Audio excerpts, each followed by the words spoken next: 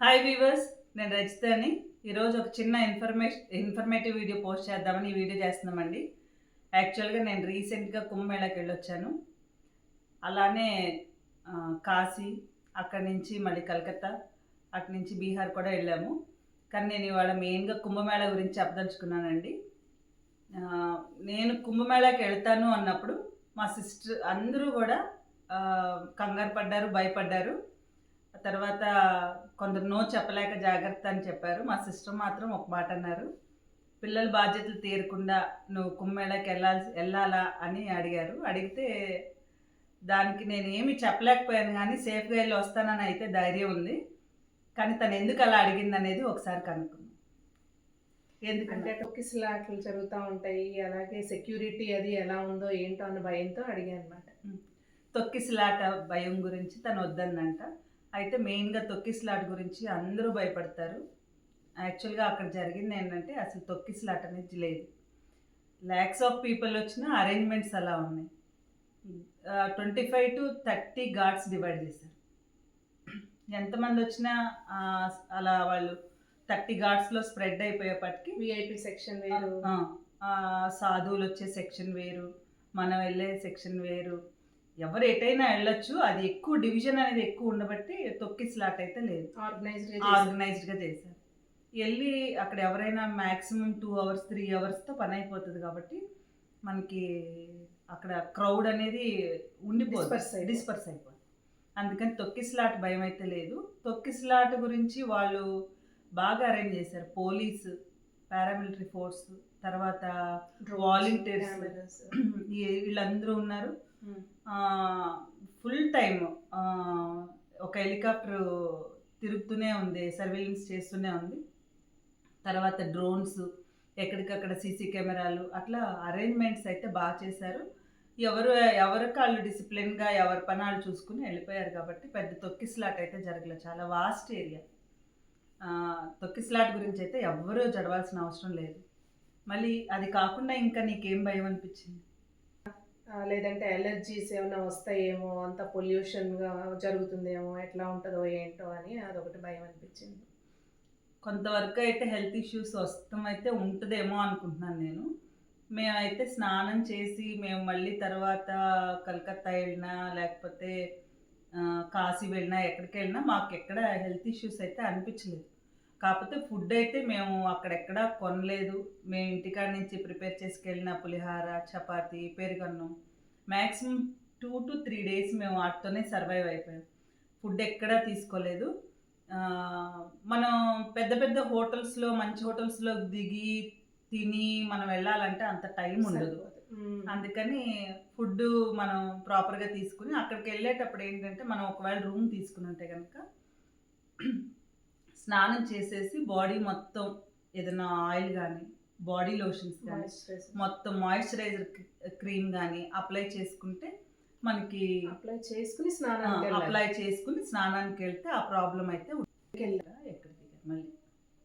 ఎక్కడ దిగారు? మేము బై ట్రైనే వెళ్ళాము. యాక్చువల్గా స్పెషల్ ట్రైన్స్ అనేది అరేంజ్ చేశారు కదా, స్పెషల్ ట్రైన్లోనే వెళ్ళాము. యాక్చువల్గా స్పెషల్ ట్రైన్ నెంబర్ 0తో స్టార్ట్ అవుతుంది. ఈ స్పెషల్ ట్రైన్స్ ఎప్పుడు లేటే, ఎందుకంటే నార్మల్ ట్రైన్స్కి దారి ఇచ్చేసినాకే ఈ స్పెషల్ ట్రైన్స్ పాస్ అవుతాయి. మాకు 8 hours లేట్ అయింది. లిటరల్గా చాలా టఫ్ అనమాట. ట్రైన్లో 8 hours ఎక్స్ట్రా ఉండాలంటే, నార్మల్గా ఉండాలంటేనే అన్ని అవర్స్, దాదాపు 20 hours జర్నీ కదా, ప్లస్ 8 hours. మేమేమనుకున్నాం, ఈ 8 hours లేట్ అవ్వదు, 1 or 2 hours అటు ఇటు అయినా మేము స్నానం చేసి మళ్ళీ అక్కడ టెంపుల్కి కూడా వెళ్దాము, అక్కడి నుంచి మళ్ళీ కాశీ వెళ్దామని అనుకున్నాం. ఇంకా మాకు 8 hours లేట్ అయ్యేప్పటికి మేము అసలు టెంపుల్కి అయితే వెళ్ళాలి. ఓన్లీ స్నానం చేసేసి మళ్ళీ బ్యాక్ కాశీకి వెళ్ళిపోయాం. బ్యాక్ టు రైల్వే స్టేషన్ కాశీకి వెళ్ళిపోయాం. మీరు అసలు ఎక్కడ దిగారు? యాక్చువల్గా అలహాబాద్ అనేవారు ఇదివరకు. దాన్నే ఇప్పుడు ప్రయాగ్రాజ్ అంటున్నారు. అలహాబాద్ అన్నా ప్రయాగ్రాజ్ అన్నా ఒకటే. మేము 3 members వెళ్ళాం కదా, నేను చెప్పాను కదా 3 members వెళ్ళామని. నేను, ఆంటీ, ఇంకొక ఫ్రెండ్ అనమాట, ముగ్గురం వెళ్ళాం. మా ఇద్దరికన్నా ఆంటీనే బాగా యాక్టివ్గా అంతా మమ్మల్ని గైడ్ చేశారు. ఆంటీ వల్లే వెళ్ళాం మేము అసలు. యాక్చువల్గా ఆవిడ లాస్ట్ ప్రీవియస్ కుంభమేళ. కుంభమేళాకు కూడా వెళ్ళారు ఆవిడ 12 ఇయర్స్ 12 ఇయర్స్ బ్యాక్. అందుకే ఆవిడ అక్కడ ఏం భయం ఉండదమ్మా, రండి తీసుకెళ్తాను అన్నారు. కానీ ఇట్లా మా ఫ్యామిలీ మెంబర్స్ భయపడుతున్నారు అనగానే నీ ఇష్టం, అక్కడ అంత భయం అయితే ఉండదు, సేఫ్గా వెళ్ళి రావచ్చు అని చెప్పారు. ఇక ఆ ధైర్యంతోనే ముందుకెళ్ళాం. అక్కడ Allahabad railway station or Prayagraj railway station ఏదైనా ఒకటి, అక్కడ దిగంగానే అట్లీస్ట్ ఒక్కళ్ళకన్నా హిందీ వచ్చి ఉండాలి. హిందీ వస్తే అసలు సింగిల్గా అయినా వెళ్ళిపోవచ్చు, అంత భయం లేదనమాట. Police security. రైల్వే స్టేషన్ నుంచి బయటికి రాగానే అక్కడ గార్డ్స్ ఉంటారు. వాళ్ళకి మనం ఇలా వెళ్ళాలని చెప్తే అక్కడ దగ్గరలోనే చాలామంది ఆటో మెంబర్స్, రిక్షా వాళ్ళు అందరూ ఉంటారు. బ్యాటరీ ఆటోలే అక్కడ. ఆ బ్యాటరీ ఆటో ఎక్కేసి పర్సన్ 100, 15 అలా ఛార్జ్ చేస్తారు. తీసుకెళ్ళి మనకి ఘాట్ దగ్గర ఉంటారు. కానీ మనం ముందే వాళ్ళకి చెప్పాలి, పడవల దగ్గరికే తీసుకెళ్ళండి అని చెప్తే అట్లీస్ట్ 1 or 2 కిలోమీటర్స్ దగ్గరికి తీసుకెళ్తారు. మీరు గంగా ఘాట్ దగ్గరికి వెళ్ళారా, యమునా ఘాట్ దగ్గరికి వెళ్ళారా? సంగం ఘాట్ అని, సంగం ఘాట్. ఘాట్లు చాలా ఉన్నాయి, 25 to 30 ఉన్నాయి. ఎప్పుడు మనం వింటా ఉండేది సంగం ఘాట్ బెటర్ అని. సంగం ఘాట్ దగ్గరికి వెళ్ళాము. మరి అక్కడి నుంచి త్రివేణి సంగమం ఎలా వెళ్ళారు? అక్కడి నుంచి మళ్ళీ బోట్లో వెళ్ళాము. యాక్చువల్గా సంగం ఘాట్కి వెళ్ళాలంటే ఆటో ఆయన ఆపిన కాడ నుంచి మనం దాదాపు 2 కిలోమీటర్స్ వరకు, 1.5 కిలోమీటర్ నడవాలి.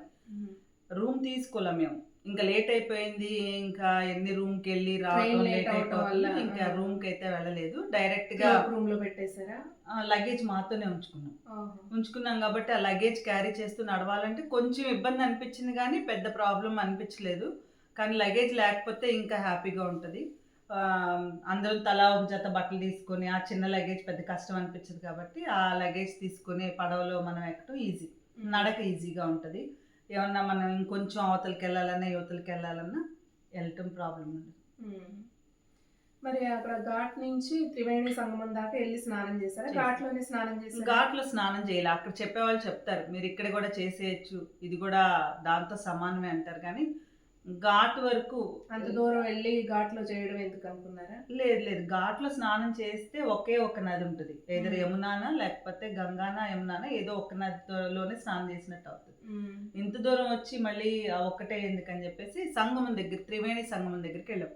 అక్కడైతే గంగా, యమున, సరస్వతి 3 నదులు ఉంటాయి. సరస్వతి అంతర్వాహినిగా వెళ్తూ ఉంటుంది. పైన మాత్రం గంగా, యమున. కీన్గా చూస్తే వాటర్ డిఫరెన్స్ తెలుస్తుంది. ఒకటి లైట్ బ్రౌన్ గా ఉంటుంది, ఒకటి డార్క్ బ్రౌన్ గా ఉంటుంది వాటర్ ఎలా ఉంటుంది.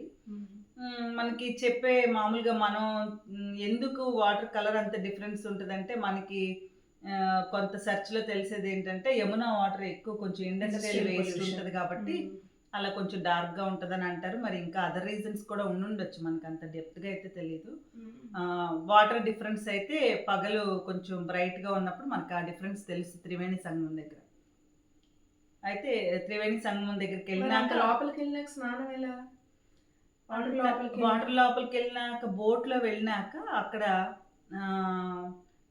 టెంపరీ అరేంజ్మెంట్స్ చేశారు. బెడ్స్ అని హాలోగా ఉండే వుడెన్ సర్ఫేస్ పెట్టారు. కింద అంతా స్టీల్ సర్ఫేస్ ఉంటుంది.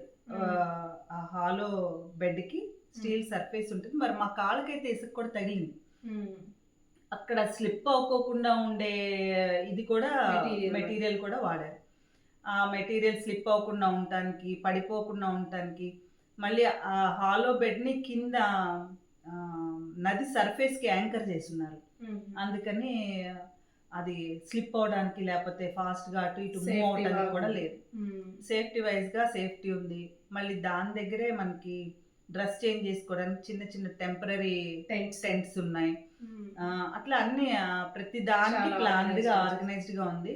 అది చాలా బాగా అనిపించింది. వెళ్ళి బోట్లో నుంచి ఆ టెంపరీ బేస్ మీదకి వెళ్ళడానికి మళ్ళీ ఇంకో బోట్ ఎక్కాలి, మళ్ళీ అక్కడ డబ్బులు కట్టాలన్నమాట.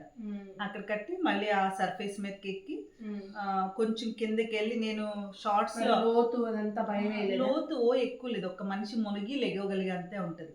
మనం ఇట్లా బేస్ అదే మన నది ఒడ్డు స్టెప్ అయినాక నది ఒడ్డులో ఎలా మునిగి లెగుస్తామో అలానే అనిపిస్తుంది. కాకపోతే కాళ్ళు పెట్టంగానే చాలా కోల్డ్ వాటర్. యాక్చువల్గా పారే నీరు వెచ్చగా ఉంటుంది అంటారు. చాలా అల్టిమేట్. నాకు చన్నీళ్ళు అంటే భయం. నేను సగం మునిగినాక అనుకున్నా నా వల్ల కాదు, నేను ఇంకా మునగలేవనుకున్నాం. మునగలేననే అనుకున్నాం. కానీ 60 ఇయర్స్, 65 ఇయర్స్ ఆంటీ, నాతో పాటు వచ్చిన ఆంటీ వీళ్ళందరూ మునుగుతున్నారు. వాళ్ళందరూ మునిగినప్పుడు నేను కూడా మునగాలి, ట్రై చేద్దామని ఒకసారి మునిగాను. మునిగినాక తర్వాత సెకండ్ టైం, థర్డ్ టైం ఈజీగా అయింది. కొందరు 11 టైమ్స్, కొందరు 5 టైమ్స్ అలా చేశారు. ఎక్కువగా చాలాసేపు వాటర్లో అయితే ఉండటం మంచిది కాదు.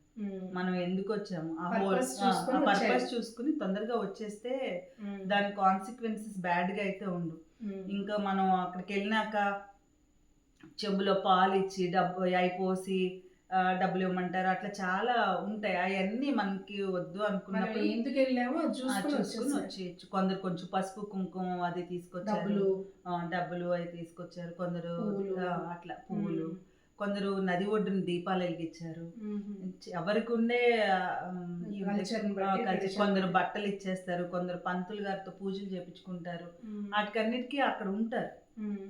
మాకు అసలు టైం లేదు. మాకున్న టైంలో మేము పర్పస్ చేసుకుందాం అనుకున్నాం. మేము ముగ్గురం ఒక మాట మీద ఉన్నాము. అది కంప్లీట్ చేసుకుని మేము బ్యాక్ విదిన్ 2 hours వచ్చేసాము. మళ్ళీ ట్రైన్ క్యాచ్ చేయాలి. మళ్ళీ కాశీ ట్రైన్ మిస్ అవుతాం కదా, అందుకని ఇంకా గబగబా కంప్లీట్ చేసుకుని మళ్ళీ అక్కడి నుంచి అసలు మాకు ఎటెల్లాలో కొంచెం గైడెన్స్ సరిగ్గా చేయలే అక్కడ ఒకళ్ళు. చాలా దూరం నడిచినాక మళ్ళీ ఆటో దొరికింది అనమాట. ఇంకొకళ్ళని అడిగుంటే కనుక వేరేగా ఉండేదేమో, కొంచెం 1 kilometer దొరికేది. మేము సెక్యూరిటీ వాళ్ళని అడిగితే ఇంకా క్లియర్ గా చెప్తారు. మరి మాకు చెప్పిన మరి ఆయన కూడా తెలియదేమో, కొంచెం అక్కడ ఒకటి రాంగ్ గైడెన్స్ అయింది. మళ్ళీ ట్రైన్ క్యాచ్ చేస్తాం లేదని కంగారు అయితే లేదు, కానీ నడవాల్సిన పరిస్థితి వచ్చింది కాబట్టి లగేజ్ ఉందిగా మాతో, అది అందుకని ప్రాబ్లం. లేకపోతే పెద్ద ఇవన్నీ చిన్న చిన్న ఇష్యూస్, పెద్ద ఇష్యూ అయితే కాదు. ఇన్ని సంవత్సరాలు మళ్ళీ ఇప్పుడు ఇట్లాంటి స్నానం కావాలంటే ఇప్పుడు మనం వెళ్ళకపోతే మన నెక్స్ట్ జనరేషన్ లైఫ్ టైంలో చూడలేము. నెక్స్ట్ ఇప్పుడు ఉన్నాళ్ళు కాకపోతే నెక్స్ట్ జనరేషన్కి అది అవకాశం లేదు. ఎందుకని మళ్ళీ 140 years తర్వాత ఎప్పుడో వచ్చేది కదా. అందుకని కొన్ని ఇబ్బందులు ఉన్నా వెళ్ళాలనుకుంటే వెళ్ళాలి. ఇదండి నా కుంభమేళాలో ఎక్స్పీరియన్స్. నా ఎక్స్పీరియన్స్ ఎంతో కొంత వెళ్ళే వాళ్ళకి ఉపయోగపడుతుందని చెప్పేసి నేను ఈ వీడియో తీయడం జరిగింది. అది వరకు నేను వీసా లాస్ట్ అనే దాని మీద వీడియో తీస్తే అది కొంతమందికైనా ఉపయోగపడింది. అలానే ఇది కూడా ఉపయోగపడుతుంది అని చెప్పేసి నేను ఈ వీడియో తీయడం జరిగిందండి. మీకు అందరికీ నచ్చినట్టయితే please like, share and subscribe. Thank you very much.